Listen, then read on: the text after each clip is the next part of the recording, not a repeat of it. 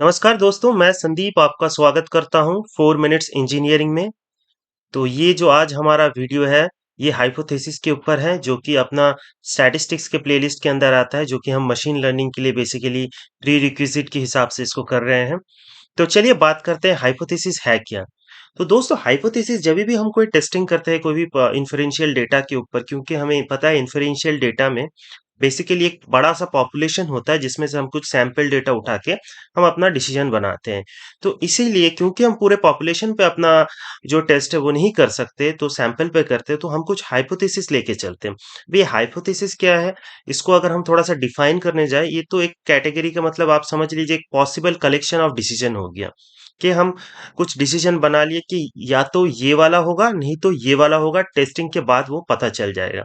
तो हम पहले से मान के चलते हैं कि ये चीज हो सकता है या फिर दूसरा कुछ हो सकता है। ठीक है। तो चलिए इसको और थोड़ा एग्जाम्पल के साथ समझते हैं। तो पहले समझते हैं कि हाइपोथेसिस कितने तरह के होते हैं। ठीक है।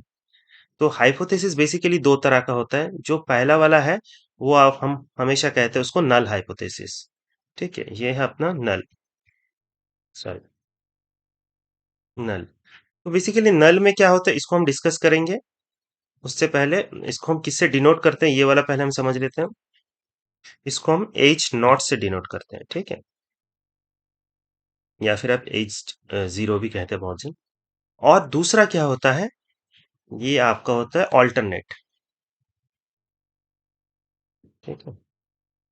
तो ऑल्टरनेट हाइपोथेसिस में बेसिकली क्या होता है, नल में क्या होता है, ये सब हम ऑल्टरनेट, इसको हम एच ए से डिनोट करते हैं। ठीक है।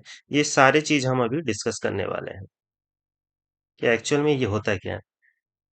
चलिए, तो हम ये तो समझ गए हैं कि दो तरह की हाइपोथेसिस हम मान के चलते हैं। एक होता है नल हाइपोथेसिस, एक होता है ऑल्टरनेट हाइपोथेसिस। तो ऑल्टरनेट में क्या होता है, नल में क्या होता है, इसको हम थोड़ा सा प्रैक्टिकल एग्जांपल के साथ समझते हैं, तो फिर हमें उसको समझने में आसानी होगी। ठीक है। तो समझ लीजिए, जैसे कि कोई क्रिमिनल जाता है कोर्ट में, उसका हियरिंग है। ठीक है। तो हियरिंग से पहले जब तक कि वो क्रिमिनल मतलब साबित नहीं हो जाता उसका क्राइम, तो इसको इस तरह से समझते हैं, कोई एक पर्सन गया जिसके ऊपर कोई क्राइम चार्जेस है। ठीक है।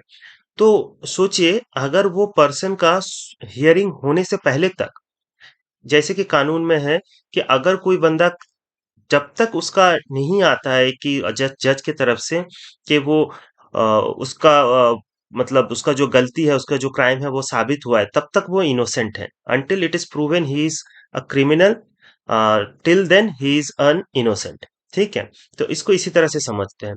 तो अगर कोई बंदा आता है, कोई क्राइम केस उस पे चल रहा है, तो उसका अगर फैसला नहीं हुआ है, डिसीजन नहीं बना है उससे पहले तक, लेकिन आप उसको क्रिमिनल नहीं कह सकते हैं, तब तक वो इनोसेंट है। तो क्या है कि कोई चेंजेस नहीं है अभी, अभी केस बना है, केस चल रहा है, लेकिन जज का कोई जजमेंट नहीं आया, तब तक इसको समझिए, इसके साथ लिंक है हाइपोथेसिस का। तो तब तक वो बंदा क्रिमिनल नहीं है, इसका मतलब कोई चेंजेस नहीं है अभी। अभी सिर्फ केस चल रहा है, मतलब टेस्टिंग चल रही है, अपना हाइपोथेसिस में टेस्टिंग चल रही है, अभी तक कुछ चेंजेस नहीं आया है। तो वो क्रिमिनल नहीं है, इसको हम मान लेंगे नल हाइपोथेसिस, जिसमें कोई चेंजेस नहीं है, मतलब वो जैसा केस से पहले था अभी भी वो वैसा ही है, इनोसेंट ही है, जब तक केस का जजमेंट नहीं आता। तो कोई चेंजेस नहीं है। बहुत जगह मैंने देखा, बहुत वीडियो या फिर आपका ट्यूटोरियल्स में भी इसको ठीक से समझाया नहीं गया है, इसीलिए मैं इसको थोड़ा आपको डेप्थ में समझा रहा हूँ। जब तक कोई चेंजेस नहीं है प्रेजेंट में उसके पास्ट के साथ, तब तक वो नल हाइपोथेसिस है। नल हाइपोथेसिस मतलब नो चेंजेस। ठीक है। तो हम भी ऐसे हाइपोथेसिस में जब भी कोई टेस्टिंग करते हैं, टेस्टिंग से पहले तक अगर कोई चेंजेस नहीं है, तो उस टाइप के हाइपोथेसिस को हम नल पकड़ते हैं। ठीक है।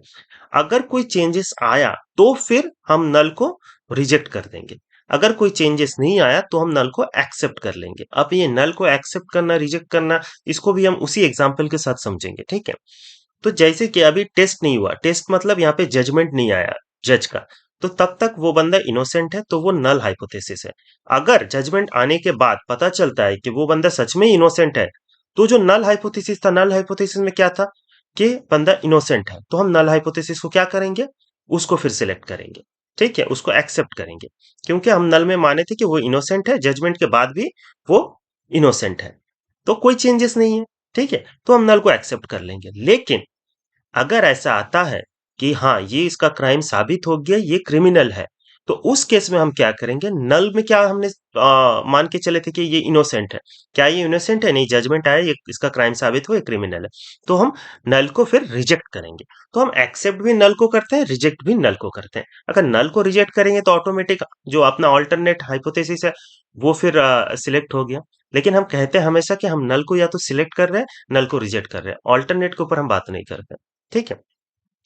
तो फिर से बताता हूँ, कोई बंदा आया, ठीक है?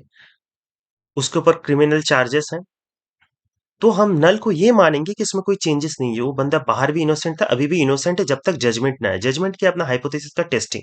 मतलब इसके साथ अगर आप रिलेट करो तो अगर वो जजमेंट आता है कि वो बंदा इनोसेंट है, मतलब हमने उसको इनोसेंट पकड़ा था नल में, अभी भी वो इनोसेंट है, कोई चेंजेस नहीं है, तो नल को एक्सेप्ट करेंगे।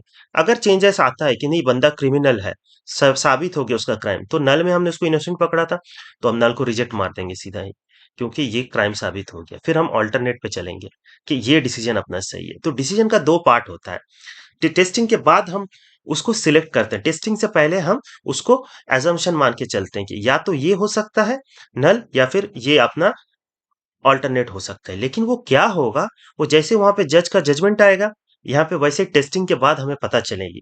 टेस्टिंग में भी हाइपोथेसिस टेस्टिंग का भी बहुत सारा होता है, जो कि हम उसका कितने तरह का टेस्टिंग होते हैं उसको भी नेक्स्ट ट्यूटोरियल्स में पढ़ेंगे। फिलहाल के लिए इतना जान लीजिए, ये हाइपोथेसिस दो तरह का होता है, नल हाइपोथेसिस, ऑल्टरनेट हाइपोथेसिस। इसको हमने डिटेल्स में समझा दिया। कोई भी दिक्कत हो कमेंट सेक्शन में जरूर बताइए, ठीक है दोस्तों? तो आशा करता हूँ आपको समझ में आया होगा। अगर नहीं कोई दिक्कत हो, जरूर बताइए, फिर से इसको डेप्थ में समझाएंगे। तो इसको लाइक कीजिए, शेयर कीजिए। हाँ दोस्तों, प्लीज इसको सब्सक्राइब जरूर कीजिए, ठीक है? 4 मिनट्स इंजीनियरिंग को। और अपना ख्याल रखिए। तो आज के लिए चलते हैं, फिर मिलेंगे। Bye, take care.